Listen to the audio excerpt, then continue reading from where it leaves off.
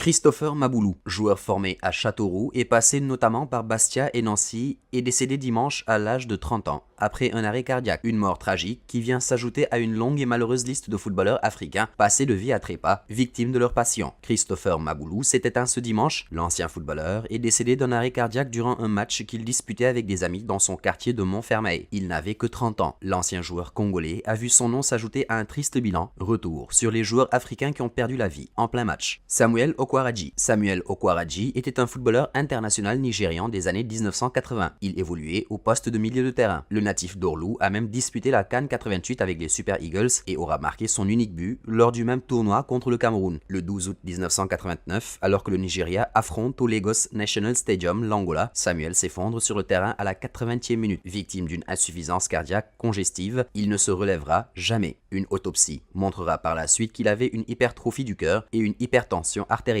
Marc-Vivien Foé. À 28 ans, le Camerounais Marc-Vivien Foé, victime en plein match d'une crise cardiaque lors de la demi-finale de la Coupe des Confédérations 2003, décède quelques instants plus tard. C'était un 26 juin 2003. D'abord, il y a cette image terrible du joueur au sol, les yeux révulsés, le souffle court, la poitrine haletante. Là, il y a quelques secondes à peine, Marc-Vivien Foé s'est écroulé seul, sans le moindre contact, sur le gazon de Gerland, à Lyon, sa pelouse, son stade, sa ville. Une autopsie détermine que la mort a pour origine une crise cardiaque consécutive à une malformation congénitale ou hypertrophie cardiaque. Patrick Ekeng. 13 ans après Marc-Vivien Foé, Patrick Claude Ekeng s'est écroulé sur la pelouse suite à un malaise cardiaque, 7 minutes seulement après avoir foulé les terrains. L'ancien joueur du Dynamo Bucarest succombera finalement à son arrivée à l'hôpital de Vitorul après 1 heure et demie de tentatives vaines de réanimation. Cheick Tioté s'est effondré sur le terrain d'entraînement alors qu'il n'avait que 30 ans. Le vainqueur de la CAN 2015 avec la Côte d'Ivoire était alors joueur du Beijing BG. Guy Chingoma. Le Gabonais Guy Chingoma est décédé peu de temps après un match de championnat contre l'Union Sportive Umbila. Pendant la rencontre, il est entré en collision avec un adversaire. Il a réussi à finir le jeu, mais s'est effondré quelques instants après et les médecins ont été incapables de le ramener à la vie.